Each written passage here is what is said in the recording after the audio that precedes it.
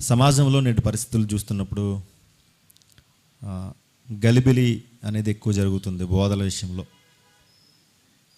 ప్రజలందరూ కూడా ఏ బోధన అంగీకరించాలో, ఏ బోధను స్వీకరించాలో, ఒక విధంగా చెప్పాలంటే విశ్వాసంలో తొట్టిల్లిపోతూ ఒక అయోమయ పరిస్థితుల్లో ప్రజలందరూ నడుస్తూ ఉన్నట్టుగా కనిపిస్తూ ఉంది. లేఖనాలు నెరవేర్పుగా లేదా వాక్యము నెరవేర్పుగా చిట్ట చివరి పరిస్థితులు అనగా యేసుక్రీస్తు వారి రాకడకు ముందు ఎలాంటి పరిస్థితులు జరుగుతాయని దేవుడు ముందుగానే చెప్పాడు. దుర్బోధలు అనేవి లేదా ప్రజలను గలిబిలి చేసేటువంటి బోధలు అనేవి నిన్నో లేదా ఈరోజు లేదా రేపు వచ్చేటువంటి బోధలు కానే కాదు. ప్రారంభ శతాబ్దపు క్రైస్తవులోనే లేదా అనాది కాలంలోనే పాత నిబంధనలోనే దుర్బోధలు ఉన్నాయి అన్నట్టుగా బైబిల్ చెప్తుంది. మరి దుర్బోధ వల్ల ఏమన్నా నష్టమా అంటే ఖచ్చితంగా నష్టమే. ఎంత నష్టం అంటే మనం ఇప్పటివరకు కలిగి ఉన్న విశ్వాసాన్ని కోల్పోతాం. మనం ఇప్పటివరకు ఏదైతే భక్తి చేస్తున్నామో ఆ భక్తి అంతా కూడా వ్యర్థమైపోతూ ఉంటుంది దుర్బోధల వల్ల. మరి దుర్బోధలను పసిగట్టగలిగే లేదా దుర్బోధలను తెలుసుకోగలిగే స్థితి మనకుందా అంటే ఆ స్థితి కూడా మనకు లేదు. ఎందుకంటే పరిశుద్ధాత్మతో మనం నడిపింపబడడం లేదు. ఒక విధంగా చెప్పాలంటే దుర్బోధ వల్ల దేవుని రాజ్యాన్ని కోల్పోయే పరిస్థితి, దేవునికి దూరం అయ్యే పరిస్థితి. అందుకే దుర్బోధల విషయంలో మనము చాలా జాగ్రత్తగా ఉండాలి. ప్రతిరోజు మన ఆరోగ్య నిమిత్తం ఎలాగైతే వ్యాయామం చేస్తామో, ఎందుకంటే డాక్టర్లు చెప్తున్నారు ఏంటంటే మీకు బీపీ షుగర్ వచ్చినాయి అంటే ఖచ్చితంగా మీరు వ్యాయామం చేయాలి, అప్పుడే మీ బీపీ షుగర్ కంట్రోల్ అవుతుంది అని ప్రతి డాక్టర్ చెప్తున్నాడు. అంటే ఒక వ్యాయామం మనం మర్చిపోకుండా మన శరీర ఆరోగ్యం కొరకు ఎలాగైతే మనం వ్యాయామం చేస్తున్నామో ఆత్మీయ విషయంలో కూడా మనం ప్రతిరోజు వ్యాయామం చేయాలి. బట్ మనం అది చేయం, వ్యాయామం చేయం, ఎక్సర్సైజ్ అనేది మనం చేయం. బైబిల్ 66 పుస్తకాలు కలిగినటువంటి ఈ బైబిల్ను ఒక వ్యాయామ పద్ధతిలో మనం చదవడం అనేది మనము ఇష్టపడడం లేదు. మనిషికి అంత ఓపిక ఉండడం లేదు. ఒక గంట సేపు ఒక వీడియో మనము తీక్షణంగా చూడలేం. అందుకే షార్ట్ వీడియోస్ ఎక్కువైపోయినాయి కదా. 1 minute వీడియోస్, ఒక 1 minute వీడియో 1 minute దాటిందా మనం చూడడం ఓపిక లేదు. అంటే 1 minuteకే పడిపోయింది మన యొక్క సహనం, ఓర్పు లేదు మనకి. ప్రారంభ కాలంలో ఆడియో మెసేజ్లు మనం వినేవాళ్ళం. అది 2 గంటలైనా 3 గంటలైనా 6 గంటలైనా ఆడియోలో నుంచి వీడియోలోకి వచ్చింది. వీడియో మెసేజ్ కూడా గంటకు పైగా ఉంటే వినేవాళ్ళు. కానీ ఇప్పుడు 1 minute వీడియో కూడా అది నచ్చితే 1 minute పూర్తిగా చూస్తాం, నచ్చకపోతే వెంటనే ట్రోల్ చేస్తాం, వేరే స్క్రీన్కి వెళ్ళిపోతాం, వేరే రీల్కి వెళ్ళిపోతాం. అలా అయిపోయింది పరిస్థితి. అయితే బోధలు మనిషిని ఎంత దేవునికి దూరం చేస్తున్నాయో అనేది మనము ఆలోచన చేయాలి. ప్రజలందరూ కూడా విశ్వాసాన్ని కోల్పోతున్నారు. అందుకే లోకసువార్త 18:8 అంటాడు, యేసుక్రీస్తు వారు ఈ భూమి మీదకి వచ్చే సమయానికి అసలు విశ్వాసం కనుగొనునా అని అంటాడు. అంటే ఎవరు కూడా విశ్వాసాన్ని కలిగి ఉండరు, పేరుకి విశ్వాసులుగా ఉంటారు. అందరూ విశ్వాసులే, కానీ దేవుని అంటే దేవుడు కోరుకునేటువంటి విశ్వాసం లేదా దేవుని మీద విశ్వాసం, రాజ్యం మీద విశ్వాసం, ఆయన చెప్పిన మాటల మీద విశ్వాసం అయితే మాత్రం ప్రజలు కలిగి ఉండరు అని స్పష్టంగా చెప్పాడు. కాబట్టి అలాంటి బోధలు ఏంటి అని మనం ఆలోచన చేస్తే, ఒక సంఘం ఉంది. ఆ సంఘము దేవుడు ఆ సంఘాన్ని ఉన్నతంగా ఆకాశం అంత ఎత్తుగా ఉన్నతంగా చూడాలనుకున్నాడు. ఆ సంఘాన్ని 7 సంఘాలలో ఒక సంఘం అది పెర్గము సంఘం. ఆ పెర్గము సంఘం కట్టడానికి వారు చాలా రిస్క్ తీసుకున్నారు.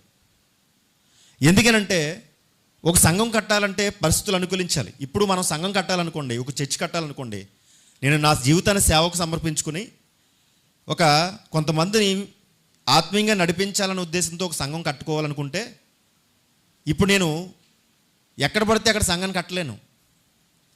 నాకు ఆ ప్లేస్ నచ్చింది కనుక, ఆ స్థలం నచ్చింది కనుక అక్కడ నేను సంఘం కడతానంటే ప్రభుత్వం ఒప్పుకుంటుందా? ప్రభుత్వం నాకు పర్మిషన్ ఇస్తుందా? ప్రభుత్వం ఎన్ని రూల్స్ పెడుతుందో తెలుసా? నువ్వు సంఘం కట్టాలనుకుంటే ఇదిగో ఈ స్థలం నచ్చింది కనుక ఇక్కడ కట్టేసుకుందామని అని వెంటనే పర్మిషన్ ఇవ్వదు. చుట్టుపక్కల వారి యొక్క సమ్మతి తీసుకుంటుంది. ఇదిగో పలానా ఆయన సంఘం కట్టుకోవడానికి పర్మిషన్ కావాలంటున్నాడు, మీరు అందరూ ఒప్పుకుంటారా అని చుట్టుపక్కల వారి యొక్క సంతకాలు సేకరించి వాళ్ళు ఒప్పుకుంటేనే సంఘానికి పర్మిషన్ ఇస్తారు కట్టుకోవడానికి. తర్వాత సౌండ్ బయటికి అంటే బాకాలు బయటకు పెట్టడానికి లేదు. సౌండ్ కూడా లిమిట్గా పెట్టుకోవాలి. వారు వచ్చినప్పుడు సౌండ్ పెట్టమని చెప్పాలి. 300 మంది 400 మంది కుదరదు, 50 మంది అని చెప్పాలి. అంటే ఒక సంఘం కట్టుకుని ఆ సంఘాన్ని మనము నడిపించాలంటే చాలా కష్టం. అది కూడా మన ప్రాంతంలో మన వీధిలో కూడా కట్టుకునేవారు. మనం 30 సంవత్సరాల నుంచో 40 సంవత్సరాల నుంచి అక్కడ ఉన్నాం అనుకోండి, అయినా సరే కట్టుకునేవారు. మరి మన వీధిలో లేదా మన ప్రాంతాలలో మన ఊర్లోనే ఒక సంఘం కట్టడం కష్టమైతే, ఇప్పుడు నాకు తిరుపతిలో సంఘం కట్టాలనుకుంటున్నాను, కొండ మీద నాకు ఇస్తారా పర్మిషన్? కనీసం కొండ మీద కాదు, కింద కూడా ఎవరు నాకు పర్మిషన్? ఆ పరిసర ప్రాంతాల్లో ఎక్కడెవరు నాకు? మరి పెర్గము సంఘం ఎలా కట్టబడిందో తెలుసా? పెర్గము సంఘము ఎంత కష్టాలలో కట్టబడిందో తెలుసా? పెర్గము సంఘంలో అప్పటికే ఒక గాడ్ ఉన్నాడట వాళ్ళకి, ఒక చక్రవర్తి, హీలింగ్ గాడ్, స్వస్థపరిచే దేవుడు. స్వస్థత అనే పదం క్రైస్తవుల పదం కానే కాదు. అది స్వస్థత అనే పదము అది క్రైస్తవుల పదం కానే కాదు. కానీ మనము అలవాట్లో పొరపాట్ల స్వస్థపరచండి స్వస్థపరచండి స్వస్థపరచండి అంటున్నాం. హీలింగ్ గాడ్ అనేటువంటి ఒక మనిషే దేవుడిగా పిలువబడుతూ ప్రజలందరినీ స్వస్థపరుస్తున్నాడనేటువంటి ఒక మాట ప్రపంచవ్యాప్తంగా లేదా ఆ చుట్టుపక్కల ప్రాంతాలకు వెళ్ళిపోయింది. పబ్లిసిటీ, మౌత్ పబ్లిసిటీ అంటారు. మౌత్ పబ్లిసిటీ ఉందనుకోండి, ఎంత దూరం వెళ్ళిపోద్ది ఆ యొక్క వార్త. పలానా చోట ఫుడ్ బాగుంది అని ఎవడైనా వాడికి నచ్చింది బాగుంది అనుకోండి, వెంటనే ఫేస్బుక్లో ఇప్పుడు మనకి పెడుతున్నాడు కదా రీల్స్లో, పలానా చోట ఇగో జాయింట్ బాగుందంట, లేకపోతే మటన్ బాగుందంట అని ఒక వీడియో పెడితే మనం వెంటనే ఏం చేస్తాం, అడ్రస్ నోట్ చేసుకుని అక్కడ బాగుందంట కదా అని వెంటనే వెళ్ళిపోతాం ఫుడ్కి. అంటే మౌత్ పబ్లిసిటీ ఏదైతే ఉందో దాన్ని ప్రతి ఒక్కరు కోరుకుంటారు. ఆ రోజు పెర్గములో స్వస్థతలు జరుగుతున్నాయని ఒక పబ్లిసిటీ వెళ్ళిపోయింది, మౌత్ పబ్లిసిటీ. అంతే, జనాలు ప్రజలు తండోపతండాలుగా వచ్చేసేవారు. ఒక పెద్ద వ్యాపారం ప్రారంభమైపోయింది అక్కడ, బిజినెస్ వ్యాపారం అంతే కదా. జనాలు ఎక్కడైతే ఎక్కువ ఉంటారో అక్కడ వ్యాపారం ప్రారంభమవుతుంది. మరీ ముఖ్యంగా గుడుల దగ్గర, ఈవెన్ చర్చ్ దగ్గర కూడా వ్యాపారాలు ఉంటాయి. అక్కడ పెర్గములో విస్తారమైన వ్యాపారం. తర్వాత ప్రతిరోజు ఒక ధూపం, ఒక 70-80 అడుగుల ఎత్తైనటువంటి ఒక స్తూపం ఉంటే ఆ స్తూపంలోంచి పొగొచ్చేది. అంటే వచ్చిన ప్రజలందరూ బలులు ఇచ్చేవారు, పక్షులు కావచ్చు జంతువులు కావచ్చు. అంత భయంకరమైన పరిస్థితుల్లో ఒక సంఘం కట్టడం అంటే చాలా చాలా కష్టం, ప్రాణాలకు తెగించి కట్టాలి. మొత్తానికి పెర్గము సంఘం కట్టబడింది. ఆ ప్రదేశంలో కట్టబడిన తర్వాత సత్యము వారి హృదయంలోకి వెళ్ళిన తర్వాత ఒక్కొక్కరుగా పెర్గము సంఘంలోకి అడుగుపెట్టినప్పుడు ఆ సంఘానికి ఒక నాయకుడు ఉన్నాడు. ఆ నాయకుడి పేరు అంతిపా. ఎలాంటి నాయకుడు అని అంటే బాధ్యత గల నాయకుడు. గమనించాలి, నాయకుడు ఎప్పుడు బాధ్యత కలిగి ఉంటే ఆ సంఘం ఎక్కడికి వెళ్ళిపోదు, చెదిరిపోదు. నాయకుడు కానీ బాధ్యత లేకుండా ఉన్నాడా ఆ సంఘము కొంతకాలానికి చెదిరిపోక తప్పదు. గొర్రెల కాపరి స్ట్రాంగ్గా ఉంటేనే గొర్రెలన్నీ చక్కగా ఉంటాయి. ఒకవేళ పక్కకి వెళ్ళిపోయినా మరలా గొర్రెల కాపరి వెళ్ళి తీసుకొస్తాడు. గొర్రెల కాపరే స్ట్రాంగ్గా లేకుండా నాకు నీడ ఉంది కదా, చెట్టు ఉంది కదా, ఈ నీడ కింద నేను నిద్రపోతానంటే గొర్రెలన్నీ ఎక్కడికి వెళ్ళిపోతాయి, చెదిరిపోయి సింహం నోట్లోకో లేకపోతే మిగతా జంతువుల నోట్లోకి వెళ్ళిపోతాయి. అందుకే గొర్రెల కాపరి లేదా కాపరి బాధ్యత కలిగి ఉండాలని దేవుడు హెచ్చరిస్తున్నాడు, వార్నింగ్ ఇస్తున్నాడు. అంతిపా ఎంత బాధ్యత గలవాడనంటే ఆయన అంతిపా అనగానే ఏదో పేరుకి మాత్రం నాయకుడు కాదు, సకల శాస్త్రాలు తెలిసినవాడు, ఎవరితో ఎలా మాట్లాడో తెలిసినవాడు, ప్రతి బోధ గురించి క్షుణ్ణంగా పరిశీలించినవాడు అంతిపా. ఇలాంటి అంతిపా ఈ యొక్క సంఘంలోనికి నాయకుడిగా ఉన్నాడు. ఈ సంఘానికి ఆ నాయకుడు ఎంత కష్టపడ్డాడంటే పెర్గము సంఘాన్ని నిలబెట్టడానికి చాలా కష్టపడ్డాడు. అయితే అది ప్రకటన గ్రంథంలో రాయబడింది పెర్గము సంఘం గురించి 2వ అధ్యాయం 12వ వచనం. పెర్గములో ఉన్న సంఘపు దూతకు ఎలాగూ రాయము, వాడి అయినా 2 అంచులు గల ఖడ్గము గలవాడు చెప్పు సంగతులు ఏమనగా, వాడి అయినా 2 అంచులు గల ఖడ్గము గలవాడు చెప్పు సంగతులు ఏమనగా. ప్రతి సంఘానికి ఒక పరిచయం ఉంటుంది, ఇంట్రడక్షన్. గతంలో చెప్పినట్టుగా గతంలో ఒక సంఘం గురించి మీకు చెప్తూ, పిలదెల్ఫియా సంఘం గురించి చెప్తూ ఒక లెటర్ రాస్తున్నాడు, ఒక పత్రిక రాస్తున్నాడు, లేదా ఒక ఉత్తరం రాస్తున్నాడు. ఉత్తరంలో మన పరిచయం ఎలా ఉంటుందంటే, ఇదిగో నమస్కరించి వ్రాయినది ఏమనగా అన్నట్టుగా ఈ పెర్గము సంఘములో కూడా చెప్తున్నాడు. ఏంటంటే, వాడి అయినా 2 అంచులు గల ఖడ్గం గలవాడు చెప్పు సంగతులు ఏమనగా. వాడి అయినా 2 అంచులు అంటే 2 వైపులా పదును గల ఖడ్గం గలవాడు అని అర్థం. 2 వైపులా పదును గల ఖడ్గం గలవాడు. 2 వైపులా. సాధారణంగా మన ఇంటిలో ఒకవైపు పదునున్నటువంటి కత్తులు మాత్రమే, చాకులు మాత్రమే ఉంటాయి. మనకు అవసరం లేదు 2 వైపులా పదును గల కత్తులు, మనకు అవసరం లేదు. గమనించండి, ఇక్కడ రాస్తున్నాడు 2 అంచులు గల ఖడ్గం గలవాడు, 2 వైపులా పదును గల ఖడ్గం గలవాడు అంటున్నాడు. 2 వైపులా పదును గలవాడు అంటే అర్థం, ఎందుకు ఈ మాటని ఇక్కడ పరిచయం చేసుకుంటున్నాడు? ఒక్కొక్క సంఘానికి ఒక పరిచయం అంటే పరిస్థితిని బట్టి పరిస్థితిని బట్టి, అంతే కదా. పరిస్థితిని బట్టే మనం మాట్లాడుతుంటాం ఏ సందర్భంలోనైనా. ఇప్పుడు ఒక సంఘంతో అంటాడు, 7 నక్షత్రముల చేత పట్టుకుని 7 ఆత్మలు గలవాడు చెప్పు సంగతులు ఏమనగా అంటాడు. అదొక పరిచయం అంటే అక్కడ పరిస్థితులు బట్టి. మరి ఇక్కడ 2 అంచులు గల ఖడ్గం గలవాడు చెప్పు సంగతులు ఏమనంటే ఇక్కడ పరిస్థితులు ఎలా ఉన్నాయనంటే, పెర్గము సంఘములో అప్పటికే దేవుడిగా చలామణి అవుతూ అప్పటికే స్వస్థతలు చేస్తున్నవాడు అక్కడ తిష్ట వేసుకున్నాడు. దాన్ని బైబిల్ ఏం చెప్తుందంటే, సాతాను సింహాసనమున్న కాపురములో, సాతాను సింహాసనమున్న ఆ స్థలములో నీవు కాపురమున్నావా నీ నెరుగుదును అంటున్నాడు. అంటే అక్కడ సాతాను ప్రభావం ఎలా ఉందంటే, ఆడు వచ్చిపోయేవాడు కాదు, ఆడు ఏకంగా కాపురమే ఉన్నాడు. అంటే అర్థం ఏంటి? అంత భయానకమైన పరిస్థితులు పెర్గములో ఉన్నాయి. అలాంటి పెర్గములో సంఘము స్థాపించడం అనంటే ఎంత స్ట్రాంగ్గా ఉండాలి నాయకుడు. అలాంటి బలవంతుడైన, లేకపోతే మంచి విశ్వాసం గల నాయకుడే అంతిప. గమనించాలి, పెర్గము సంఘాన్ని మనం ధ్యానించినప్పుడు, పెర్గము సంఘాన్ని మనం చూసినప్పుడు భయంకరమైన పరిస్థితులు. అలాంటి పరిస్థితుల్లో అంతిప ఒక నాయకుడిగా ఉండి సంఘము ముందుకు నడుస్తుంది, రన్ అవుతుంది. ఇప్పుడు వీరి కన్ను వ్యాపారం పడిపోయింది. ఎవరి వ్యాపారం పడిపోతుంది? పెర్గము సంఘములో ఉన్నటువంటి స్వస్థత దేవుడు, అతని అనుచరులు, అతని బిజినెస్లు, అతని వ్యాపారాలన్నీ కూడా పడిపోతున్నాయి. ఎందుకంటే ప్రజలందరూ కళ్ళు తెరవబడి, మనోనేత్రాలు వెలిగింపబడి, పరిశుద్ధాత్మని సహకారంతో సత్యము చేత ఒప్పింపబడి సంఘంలోనికి ఒక్కొక్కరుగా బాప్తిసం తీసుకుని క్రీస్తు రక్తంలో కడగబడి ఒక్కొక్కరుగా అడుగు పెడుతూ ఉంటే అక్కడ జనాలు తగ్గిపోతూ ఉన్నారు. ఇప్పుడు ఎవరిని పట్టుకోవాలి? అంటే మనుషులు కాదు, ఇప్పుడు మనుషులు నడిపిస్తున్న నాయకుడిని ఏం చేయాలి? చంపేయాలంటే కుట్ర పన్నాలంటే ఎవరి మీద కుట్ర పన్నాలి? అంతిప మీద కుట్ర పన్నాలి. ఎలా కుట్ర పన్నారు? ఈ అంతిప అనేటువంటి ఆయన ఏం చేస్తున్నాడంటే, ఇగో రాజద్రోహం చేస్తున్నాడు, పైగా ఈ ప్రజలందరికీ మభ్యపెట్టి మాయ చేస్తున్నాడు. ఎంతో మంది లక్షల సంఖ్యలో వచ్చి ఇక్కడ ప్రజలు స్వస్థత పొందుతుంటే ఏ స్వస్థత లేదని చెప్పి ప్రజలందరినీ మభ్యపెట్టి ఈ ప్రాంతానికి లేదా ఈ రాజుకే ద్రోహం చేస్తున్నాడని తప్పుడు కేసులు బనాయించి అంతిప లాంటి ఒక మంచి నాయకుడిని, దేవుని చేత నడిపింపబడుతున్న వాడిని చంపేశారు. అంతే కదండి. సత్యం చెప్తున్న వారిని ఎవరిని బతకనివ్వరు. సత్యం చెప్తున్న వారిని ఎవరు బ్రతకనివ్వరు. ఎందుకంటే సత్యం చెప్పడం వలన ఇది ఎవరికి నష్టం అంటే వాళ్ళ వ్యాపారాలకు నష్టం. అందుకోసం సత్యం చెప్తున్న వారిని ఏదో ఒక రోజు చంపేస్తారు.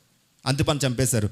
అంతిప చచ్చిపోయిన తర్వాత కొన్ని రోజులకి కొన్ని రోజులు బాగానే వెలిగింపబడ్డారు. అంతే కదా. మన దగ్గర కూడా ఎలా ఉంటారంటే, ఒక సత్యం చెప్పేటువంటి ఒక నాయకుడు చచ్చిపోతే అతని వీడియోలన్నీ తెగబెడతారు. బతుకున్నప్పుడు ఒకడు బెటర్. అతను బ్రతుకున్నప్పుడు వాకింగ్ చెప్తున్న సమయంలో ఒకడు పెట్టలేదండి. చచ్చిపోయిన తర్వాత మాత్రం ఆయన ఇలా మాట్లాడాడు, ఈయన ఇలా మాట్లాడని అప్పుడు పెడుతున్నారు. ఎందుకు? చచ్చిపోయిన తర్వాత ఆయన విలువ ఏంటో చచ్చిపోయిన తర్వాత తెలిసింది. ఈ పెర్గము సంఘస్థులు కూడా, విశ్వాసులు కూడా అంతిప చచ్చిపోయిన తర్వాత ఒక కొన్నాళ్లకు తీవ్రత బాగానే ఉంది. ఆ తర్వాత వచ్చినాయండి కొన్ని బోధలు. వారిలోనికి ఎలా చేరారంటే కొన్ని బోధలు, భయంకరమైన దుర్బోధలు. ఎలాంటి బోధలు అంటే ఇక్కడ రాయబడి ఉంది. ఆ బోధలు ఏంటంటే, 1 బిలాము బోధ, 2 నికోలాయుతుల బోధ. ఈ సమాజపు వారు అక్కడ చేరారట. అంతకుముందు అంతిప చేరనివ్వలేదు. అంతకుముందు అంతిప ఒప్పుకోలేదు. ఎవడైనా సరే నీ పక్కన కానీ ఒకవేళ నికోలాయుతుల బోధ చేసేవాడు కానీ, బిలాము బోధ చేసేవాడు కానీ నీ పక్కన కూర్చుంటే get out from this place, ఇక్కడ నుంచి నువ్వు వెళ్ళిపోవాల్సిందే. ఎందుకంటే అక్కడ అంతిప అంత స్ట్రాంగ్గా ఉండేవాడు. ఎంతమంది వచ్చినా సరే ఆయన విశ్వాసంతో, ఆయన జ్ఞానంతో ప్రతిఘటించేవాడు అంతిప. ఎప్పుడైతే అంతిప చచ్చిపోయాడో అవకాశం దొరికింది దుర్బోధలకి.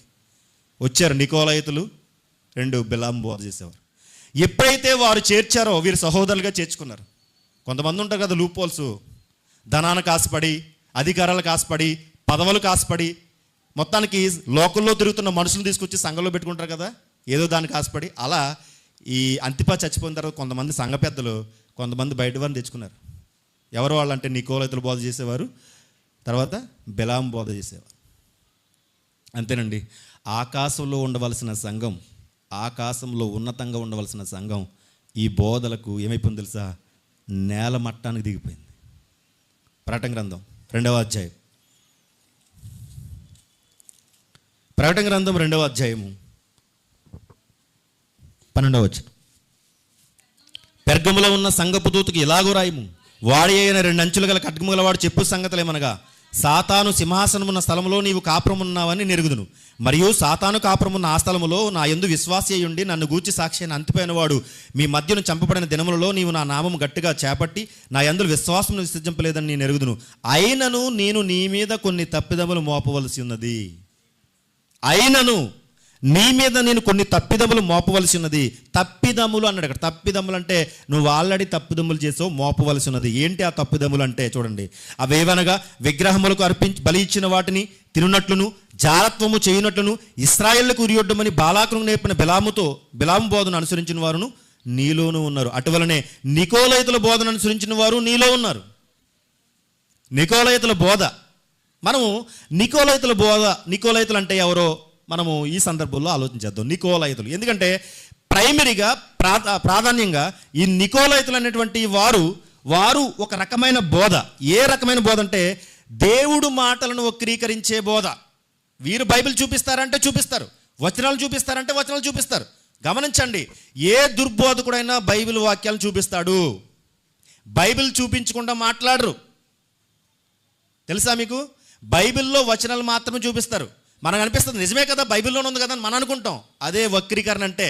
ఉన్న వాక్యాన్ని ఆత్మీయ కోణంలో కాక వారి సొంత ఆలోచనతో, వారి సొంత విధానాలలో దేవుని వాక్యాన్ని వక్రీకరించేటువంటి దుర్బోధలు ఎన్ని ఉన్నాయో తెలుసా సమాజంలో? కోకొల్లలుగా పుట్టగొడుగులా పెరిగిపోయినాయి దుర్బోధలు. అలాంటి దుర్బోధల్లో నికోలైతుల బోధ ఒకటి. మరి ఇంతకీ వీళ్ళు బోధించే బోధ ఏంటి? నికోలైతులు అంటే ఒక మనుషుని ద్వారా వచ్చినటువంటి వారు, ఒక మనిషిని అంగీకరించిన వారు. ఉదాహరణకి అంబేద్కర్ గారిని అనుసరించే వారిని ఏమంటాం చెప్పాలి? తెలీదా? ఏమంటాం? అంబేద్కర్ గారిని ఆరాధించే వారిని ఏమంటాము? అంబేద్కరిస్టులు అంటాం కదా, అంబేద్కరిస్టులు అంటారు. గాంధీజీని ఆరాధించేవారు, గాంధీజీని వెంబడించేవారిని గాంధేయవాదులు అంటారు. అంతే కదా? అంటే ఒక మనిషిని లోదరన్ మార్టిన్ లూథర్ గారు స్థాపించినటువంటి వారిని, లూథర్ గారి బోధనలు అనుసరించే వారిని లోదరన్స్ అంటారు. క్యాథలిక్ బోధన అనుసరించే వారిని క్యాథలిక్స్ అంటారు. ప్రొటెస్టెంట్ 66 పుస్తకాల బోధన అనుసరించే వారిని ప్రొటెస్టెంట్స్ అంటారు. నికోలాస్ అనేటువంటి అది నిజంగా బైబిల్లో అపోస్తుల కార్యంలో 6వ అధ్యాయము 5వ వచనంలో ఒక వ్యక్తి ఉంటాడు. కొంతమంది అది అంటారు, కానీ అది అవునా కాకపోయినా మొత్తానికి ఒక వ్యక్తిని అనుసరించి ఈ నికోలైతులు ఒక సమాజంగా ఏర్పడి వీరు బోధ చేస్తూ ఉంటారు. ఏం బోధ ఇది అని అంటే మీకు వచ్చింది తెలుసా? ఆశ్చర్యపోతారు. నికోలైతులు ఇక్కడ కూడా ఉంటారు. ఈవెన్ మనం కూడా ఒకసారి నికోలైతులు మన పక్కన ఉండొచ్చు. ఎవరండి నికోలైతులు అంటే? వాళ్ళకి ఏమన్నా ప్రత్యేకమైన డ్రెస్ ఉంటుందా, అంటే వస్త్రధారణ ఉంటుందా?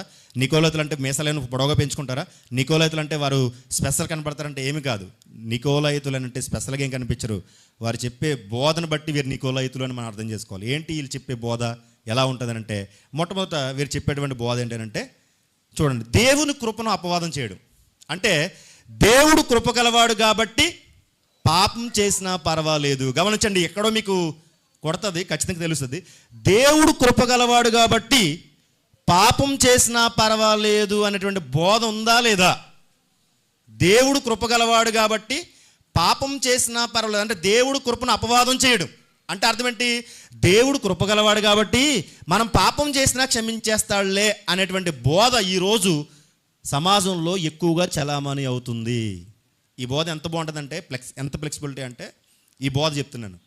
దేవుడు కృపగలవాడు కాబట్టి పాపం చేసినా పర్వాలేదంటే ఈ బోధగాని ఒక్కసారి అంటే ఇక్కడికి రారు.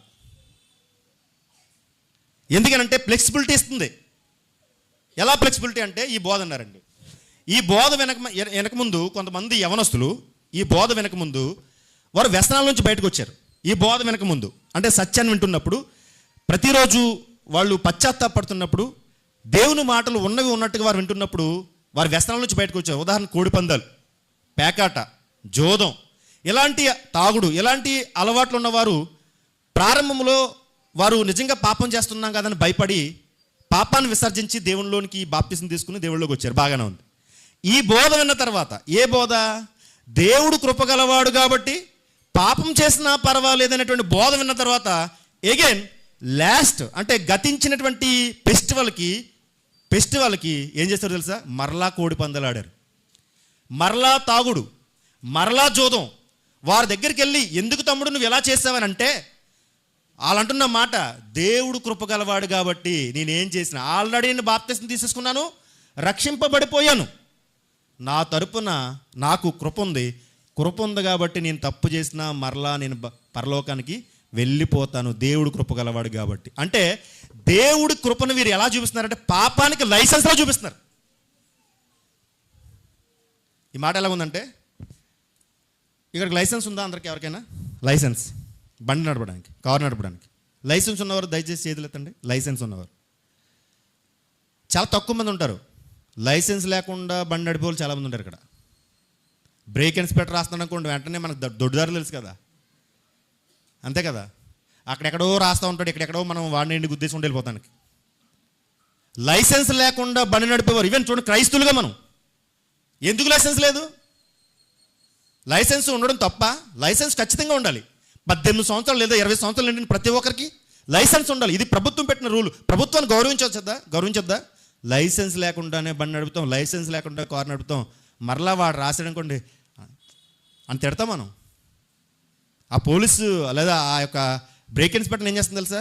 రాసాడు రా, బూతులు తిట్టి మరి మనం వాడిని అసహించుకోండి. ఎందుకు అసహించుకోవాలి? తప్పు మందే కదా, లైసెన్స్ లేదు కదా, లైసెన్స్ లేనందుకు కేసు రాస్తాడు కదా. గమనించండి. ఇప్పుడు లైసెన్స్ ఉంది అనుకోండి, బహుశా బండి నడిపే ప్రతి ఒక్కరికి లైసెన్స్ ఉంది. లైసెన్స్ ఉంది కదా అని ఎవరిని పడతాను గుద్దారా? ఇప్పుడు ఒకరిని గుద్దేసి ప్రాణం తీసేసి నాకు లైసెన్స్ ఉందండి, నేను లైసెన్స్ ఉంది కాబట్టి నేను గుద్దడానికి అర్హుడు అంటామా? చంపడానికి అర్హుడు అంటామా? లైసెన్స్ దేనికి? నడపడానికి, చంపడానికి కాదు లైసెన్స్, అంతే కదా. లైసెన్స్ దేనికి? బండి నడపడానికి, రోడ్డు మీద నడపడానికి మనకి పర్మిషన్, అంతే తప్ప ఒకటి గుద్దేస్తామని, ఒకటి కాలు చేయకూడతామని కాదు బండితోటి. ఇప్పుడు కృపను ఎలా ఉపయోగించుకున్నారంటే అందరూని పాపం చేయడానికి కృప అంట, పాపానికి లైసెన్స్ ఇది. ఏంటి? దేవుని కృప ఉంది కాబట్టి మనం పాపం చేసినా పర్వాలేదు, దేవుడు క్షమించేస్తాడులే. అందుకే బైబిల్లో ఒక మాటను ఎత్తుకున్నారు వాళ్ళు. ఎలా ఎత్తుకున్నారు చెప్పాను కదా. దుర్బోధకులు ఎప్పుడు కూడా బైబిల్లో చూపిస్తారు. ఏమన్నాడంటే, నీతిమంతుడు 7 మార్లు పడినను ఏం చేస్తాడట? తిరిగి లేస్తాడు. నీతిమంతుడు 7 మార్లు పడినను తిరిగి లేస్తాడు. కాబట్టి మనం అంట వాక్యం చెప్పేటప్పుడు ఏం చెప్పాలంట? ఒరే పాపి అనకూడదంట, ఒరే నీతిమంతుడా. ఏడే సిగరెట్ కాల్చిన నీతిమంతుడు అనాలి, దొంగదానం చేసిన ఒరే నీతిమంతుడా సిగరెట్ కాలుతున్నావు అనాలంట. ఒరే నీతిమంతుడా వ్యభిచారం చేస్తున్నావేట్రా నీతిమంతుడు. అంటే వ్యభిచారం చేస్తే నీతిమంతుడు, సిగరెట్ కాలితే నీతిమంతుడు. ఎందుకు నీతిమంతుడు అయ్యాడంట? బాప్తిసం తీసుకున్న రోజునే నీతిమంతుడు అయిపోయాడంట. ఇలాంటి బోధలు చేసి చక్కగా ఉన్నటువంటి యవనస్తులను, వ్యసనాలను విడిచిపెట్టినటువంటి యవనస్తులను మరలా వ్యసనంలోకి తీసిపోతున్నారు వాళ్ళు. ఒక అనైతిక జీవితాన్ని, ఇమ్మొరాలిటీ అంటారు దాన్ని, ఇమ్మొరాలిటీ, అనైతిక జీవితాన్ని పరిచయం చేస్తున్నారు వాళ్ళు. దేవుడు చెప్పాడా నేను కృపగలవాడిని కాబట్టి నువ్వు తప్పు చేసినా పర్వాలేదు అన్నాడా? ఎక్కడైనా బైబిల్లో చెప్పాడా నేను కృపగలవాడిని కాబట్టి నా కృప నువ్వు తప్పు చేసినా సరే నేను రక్షించేస్తాను చెప్పాడా? ఒక అనైతిక జీవితాన్ని, ఇమ్మొరాలిటీ అనేటువంటి దాన్ని పరిచయం చేస్తానండి వాళ్ళు. ఎంత బాగుందో తెలిసి ఈ బోధ. తప్పు చేసేవాడికి ఈ బోధ బాగుంటుంది. లోకల్లో దేవుడు అంటే ఒక రోజు లోకము, ఒక రోజు దేవుడు అని 2 పడవల మీద కాలు వేసినట్టుగా లోకాన్ని దేవుణ్ణి అనుసరించే వరకు ఈ బోధ బాగుంటుంది. అందుకే రారు, ఆ బోధ నచ్చి అక్కడికి వెళ్ళిపోతారు. పరిశుద్ధంగా పవిత్రంగా ఉండాలనుకున్న వాడికి ఆ బోధ నచ్చదు. అనైతిక జీవితాన్ని పరిచయం చేస్తాడు. చూద్దాం కొన్ని మాటలు అనైతిక జీవితం ఎలా పరిచయం చేస్తున్నారు. కొరింథీయులకు రాసిన మొదటి పత్రిక 6వ అధ్యాయం 18వ వచనం చూడండి. కొరింథీయులకు రాసిన మొదటి పత్రిక 6వ అధ్యాయం 18వ వచనం. జారత్వమునకు దూరంగా పారిపోండి. ఎప్పుడు చెప్తున్నాడు ఈ మాట? కొరింథీ సంఘానికి పౌలు గారు అంటున్నాడు, జారత్వమునకు దూరంగా పారిపోండి. మరి కృపగలవాడైతే ఎందుకు ఈ మాట చెప్తున్నాడు? దేవుడు కృపగలవాడు కాబట్టి కదా. జారత్వం చేసినా పర్వాలేదు, దేవుని కృప ఉందని చెప్పచ్చు కదా. కానీ జారత్వానికి ఎందుకు దూరంగా పారిపోండి అంటున్నాడు? అంటే పౌలు గారికి అర్థం కాలేదా? జారత్వానికి దూరంగా పారిపోండి. జారత్వం అంటే ఏమిటి? జారత్వం అంటే వివాహానికి ముందు వివాహానికి ముందు మన యొక్క చూడండి, మన జీవితం కంపుకొట్టు జీవితం అయితే, లేదా ఇతరులతో లైంగిక సంపర్కం చేయాలనుకుంటే అది జారత్వం అంటారు. జారత్వం. ఈరోజు జారత్వానికి దూరంగా పారిపోండి, కామత్వంతో ఉండకండి. కామత్వము, ఈరోజు కామత్వం పెరిగిపోయింది, కాముకత్వం పెరిగిపోయింది. చర్చికి వస్తున్నా సరే కాముకత్వం పెరిగిపోయింది. Yes or no? ఖచ్చితంగా పెరిగిపోయింది. మొబైల్ ఓపెన్ చేస్తేనే అన్ని కామపు ఫొటోసే వస్తున్నాయి కదా. మనం చూడండి, వాడిని వాడినా వాడకపోయినా చూడండి, రకరకాల యాక్సెస్ చేయడం వల్ల, యాక్సెస్ అంటే మనం ఏం చేస్తామంటే కొన్ని యాప్లను యాక్సెస్ చేయడం వల్ల ఆటోమేటిక్గా మనం చూసినా చూడకపోయినా మనం చూడాలనే ఉద్దేశంతో బ్లింక్ అవుతూ ఉంటాయి. ఎందుకంటే ప్రపంచమే కాముకత్వంతో నిండిపోయింది కనుక. అలా కాముకత్వంతో నిండిపోతే ఎవరైనా వివాహానికి ముందు జారత్వం చేయాలనుకుంటే అలాంటి వారితో ఏం చెప్తున్నాడంటే, జారత్వానికి దూరంగా పారిపోండి అని దేవుడు చెప్తుంటే, దేవుడు కృపగలవాడు కాబట్టి జారత్వం చేసినా పర్వాలేదు అనేటువంటి దొంగ బోధ, దుర్బోధ వచ్చి ప్రజలను, అనగా యవనస్తులను ప్రాముఖ్యంగా పాడు చేస్తుంది. ఎంత దుర్బోధ తెలుసు? అనైతిక జీవితాన్ని, ఒక ఇమ్మొరాలిటీ అంటే మోరల్ వాల్యూస్ కలిగినటువంటి జీవితాన్ని ఎలా తీసుకుపోతున్నారు తెలుసా? తప్పుడు బోధ అండి. బైబిల్ వాక్యాన్ని ఉపయోగించి, దేవుని మాటలను ఉపయోగించి ఎలాంటి బోధ చేస్తారంటే, నువ్వు తప్పు చేసినా పర్వాలేదు అంటున్నారంటే ఎంత ఘోరమైనటువంటి బోధ చూడండి. ఇది నికోలయితుల బోధలో ఒక బోధ. ఏం బోధ? దేవుడు కృపను అపవాదం చేయడం. తర్వాత ఇంకేం చెప్తారంటే వీళ్ళు, అబద్ధాలు చెప్పడము మోసం చేయడం తప్పు కాదు. అబద్ధాలు చెప్పడం ఇక్కడ అందరూ దొరికేటువంటి విధానం. అబద్ధాలు అనేవి చిటికి మాటికి నాలుగు చివరి మీద ఉంటాయి మనకి. అబద్ధాలు అనేవి అది యజమానితో కావచ్చు, ఉద్యోగంలో కావచ్చు, ఎక్కడైనా సరే. స్నేహితుడు వచ్చాడు, మన దగ్గర బాగా క్లోజ్, అడిగాడు 10,000. మన దగ్గర అకౌంట్లో అప్పటికి 20,000 ఉన్నాయి. 10,000 అడిగాడు, మనం అంటాం లేవు బ్రదర్. వెంటనే అబద్ధం. నిజంగా సహాయం చేసేటువంటి స్థితి ఉన్నా సహాయం చేయలేరు, అబద్ధం. అరే నిన్నే రావాల్సింది, ఉన్నాయి ఆల్రెడీ, నిన్నే రావాల్సింది, వేరేవాడికి వేరేవాడికి ఇస్తానమ్మా అని చెప్తారు. అబద్ధాలు అనేవి నాలుగు చివరి ఉంటాయి. ఆ ఒక్క విషయంలో కాదు, ప్రతి విషయంలో కూడా అంతే. అబద్ధాలు ఆడడం, అబద్ధం ఆడినా పర్లేదు. మనం ఏంటి, వీళ్ళ బోధ ప్రకారంగా ఏంటి, దేవుడు కృపగలవాడు కాబట్టి దేవుడు నేను క్షమించేస్తాడు. అబద్ధాలు ఆడడం, మోసం చేయడం. ఏమన్నాడు? ఎఫెసీయులకు రాసిన పత్రిక 4:25 చూడండి. దేవుడు ఏమన్నా అబద్ధాలు ఆడండి అన్నాడా? ఎఫెసీయులకు రాసిన పత్రిక 4:25 మనము ఒకరికి ఒకరు అవయములై ఉన్నాము. చూడండి, ఒకరికి ఒకరు, వీఆర్ ఆల్ ఆర్గాన్స్ అంటే అర్థం ఏంటి? ఒకరికి ఒకరు అవయవములు మనం. ఉదాహరణకి 2 కళ్ళు ఉన్నాయి. ఈ 2 కళ్ళులో ఒక కంటిలో డస్ట్ పడింది. డస్ట్ పడిన తర్వాత చాలా నేను ఏం చేస్తున్నాను, డస్ట్ పడింది కదా బాగా రఫ్ చేశాను, ఎర్రగా అయిపోయింది, నీరు వచ్చేస్తుంది. ఈ కన్ను ఏడుస్తుంది ఎడదా? ఈ కంటిలో నలక పెడితే ఈ కన్ను ఏడుస్తుంది ఎడదా? చెప్పాలి. లేదండి ఈ కన్నుకి సంబంధం లేదు కాబట్టి ఈ కంటిలో నీరు రాదు, ఈ కంటికి మాత్రమే డస్ట్ పడింది, ఈ కంటికి ఏమవ్వదు అనుకుంటే పొరపాటు. ఈ కంటిలో డస్ట్ పడి ఇదంతా ఎర్రగా అయిపోతే పెయిన్ వస్తుంటే ఈ కన్ను కూడా ఏడుస్తుంది. ఒక కాలుకి దెబ్బ తగిలింది, ఇంకో కాలు అంటే బాగా ఆనందింది, ఆడికి బాగా తిరిగింది ఆ కాలు. ఆ లెఫ్ట్ లెగ్ కూడా బాగానే ఇదైందంటదా, రైట్ లెగ్. లెఫ్ట్ లెగ్ కాలుకి దెబ్బ తగిలి కాలు వాపుతూ ఉంటే రైట్ లెగ్ కూడా బాధపడుతుంది. ఎందుకంటే అవయవములన్నీ లింక్ అయి ఉన్నాయి.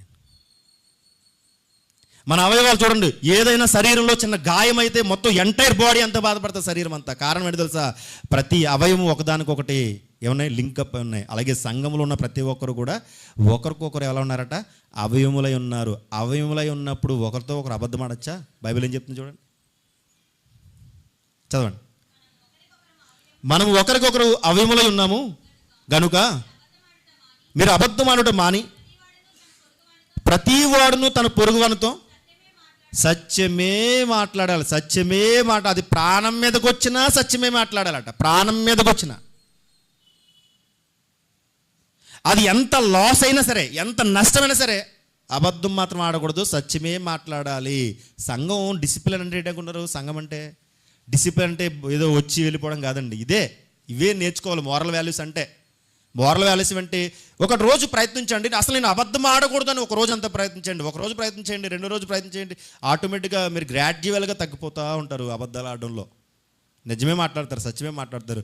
సత్యం మాట్లాడినప్పుడు ప్రౌడ్గా తలెత్తుకుంటాం, అబద్ధం మాట్లాడినప్పుడు తలదించుకుంటాం. అది కయ్యను ఏబేలు విషయంలో కయ్యను ఏం చేశాడు? దేవుడు అడుగుతున్నప్పుడు అబద్ధం చెప్పి తలదించుకున్నాడు లేదా? ముఖం చిన్నపుచ్చుకున్నాడు లేదా? కయ్యోను అబద్ధం చెప్పాడా లేదా?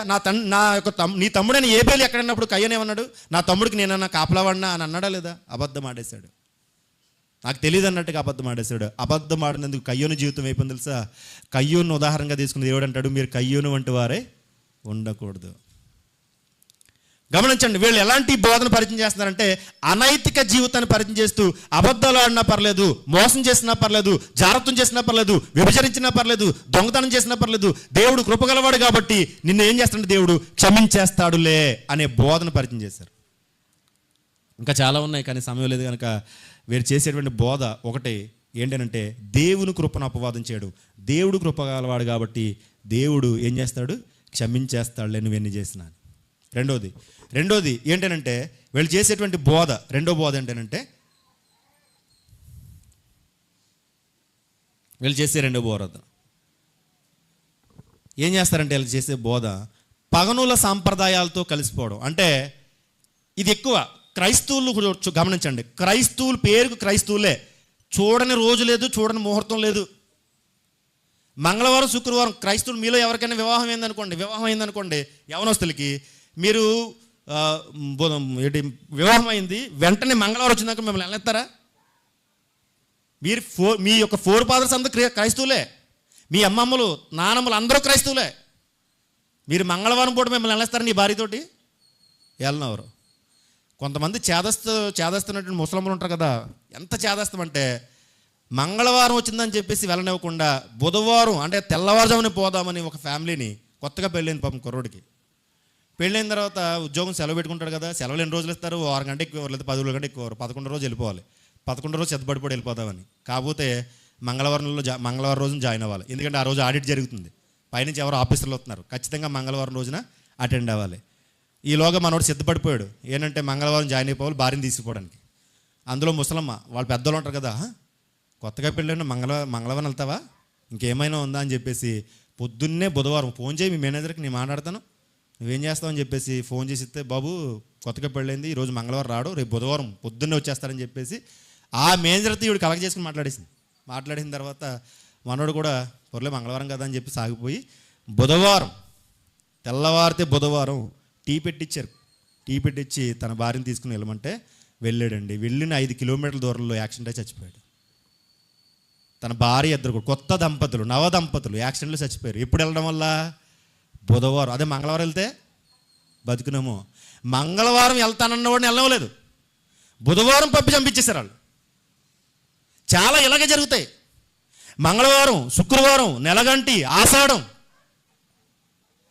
మనం అక్కడి నుంచి వచ్చాం, ఆ జర్నీలోంచే రకరకాల పేర్లు పెడతా చూడండి. మంగళవారం మంచిది కాదు, శుక్రవారం మంచిది కాదు, పొలం ఎదురుతాం మంచిది కాదు, పిల్లి ఎదురుతాం మంచిది కాదు, ముసలోడు కాలు బాగోక ఆడి కాలు ఇరిగిపోయి నడవలేక నడుస్తూ ఉంటే ఆ ముసలోడు కోసం గంట సేపు ఆపేస్తారు రోడ్డు మీద. ఎవరైనా చెంబొట్టుకొస్తే ఆపేస్తారు, ఎవరైనా సరే ముక్కుతో ములుగుతుంటే ఆపేస్తుంటారు, ఎవరైనా ఒక ఎదవరాలొస్తే ఆపేస్తుంటారు. ఏదో రోడ్డు వెళ్ళినట్టు వాళ్ళు ఏదో మొత్తం రోడ్డునే కొనేసినట్టు. ఇంకెవరు రాకూడదా రోడ్డు మీద?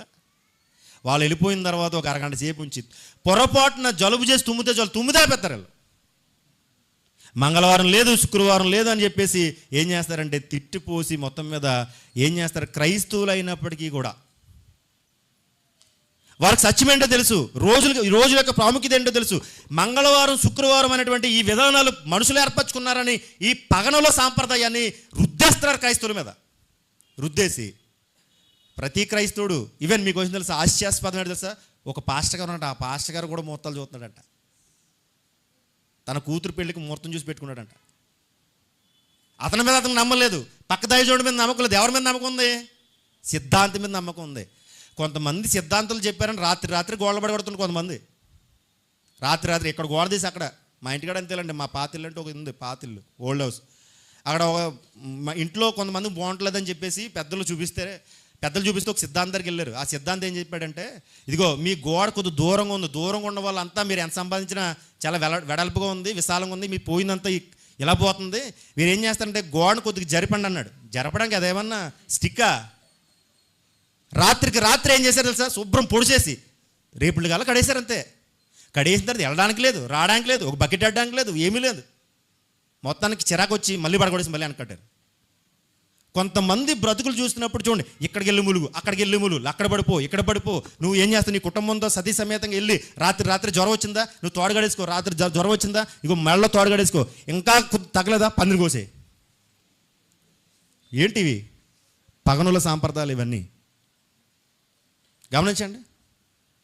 వీళ్ళు ఏం చేస్తారంట, ఇలాంటి చేసిన వ్యాపారం లేదు. ఈ బోధ లోకములో నుండి రక్షించుకుని, లోకములో నుండి వేరుపరిచి, క్రీస్తు రక్తం చేత కడగబడి, ఒక పద్ధతి, ఒక క్రమం, ఒక మర్యాద సత్యపరంగా నేను తీసుకువెళ్తుంటే మరలా నువ్వు వెళ్ళి అక్కడ కూర్చుంటాను, అది చేస్తానంటే అసలు నీకు ఏమైనా ఆలోచన ఉందా? నీకేమైనా మైండ్ పనిచేస్తుందా?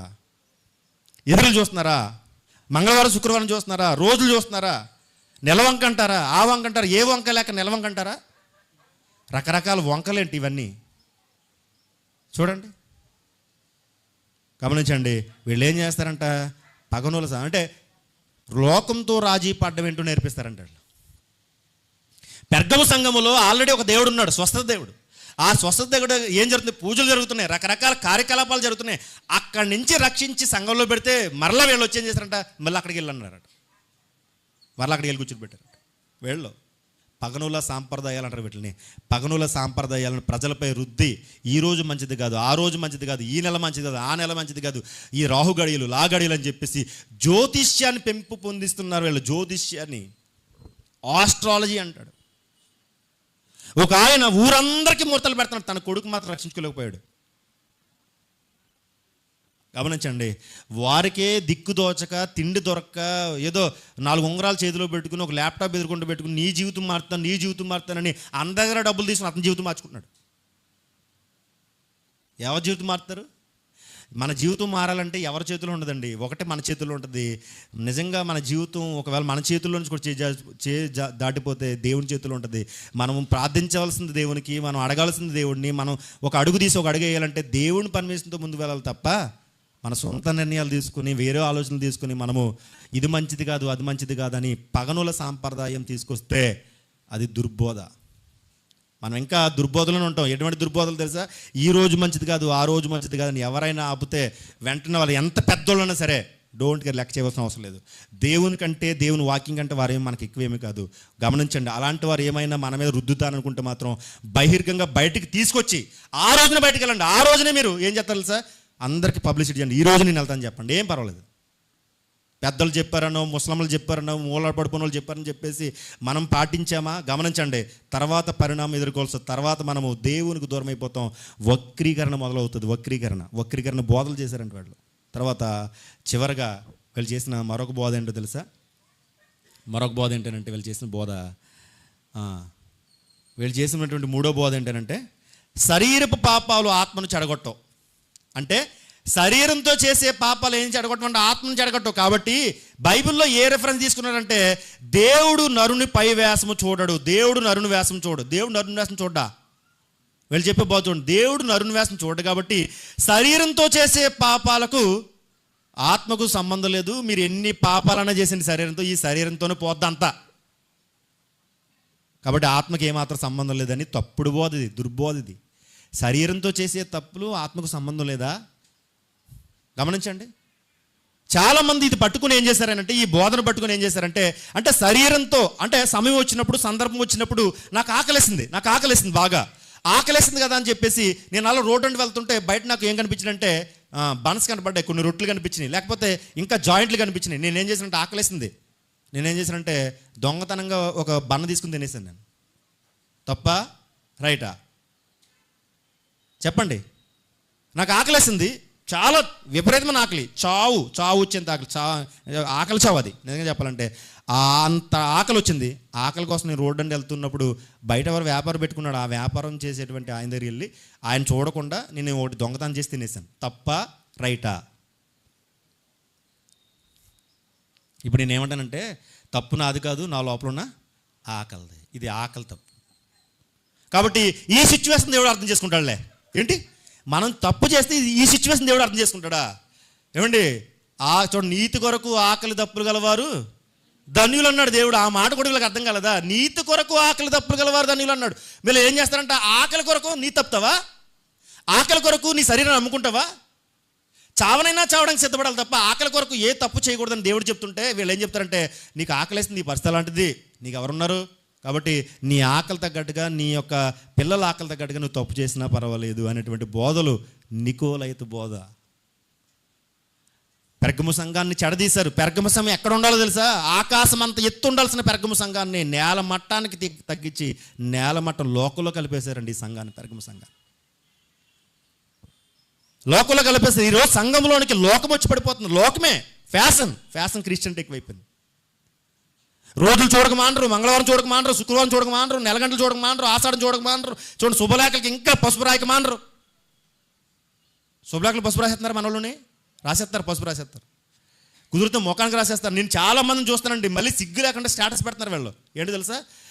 పెళ్లి కొడుకు చేయడానికి క్రైస్తవులు కూడా ఒక ప్యాషన్ వచ్చి పడింది. ఏంటంటే నీళ్లలో పువ్వులేసి పంచుకొట్టు కట్టి బహిరంగంగా లోపల చేసుకొచ్చి తాను బహిరంగ స్నానం చేసిన స్టేటస్ సిగ్గు లేకుండా వాళ్ళ ముఖం అంతా పసుపు రాసాడు. ఏంటండి ఈ సాంప్రదాయాలన్నీ? ఎక్కడి నుంచి వచ్చిన ఈ సాంప్రదాయాలన్నీ? పగవనుల సాంప్రదాయాలు. చూడండి, ఈ సాంప్రదాయాలు దేవుడు అని ఓటేస్తారు అనుకున్నారా? ఈ సాంప్రదాయాలతో క్రైస్తవం ముందుకెళ్తున్నాం కూడా మీరు క్రైస్తువులు కానే కాదు.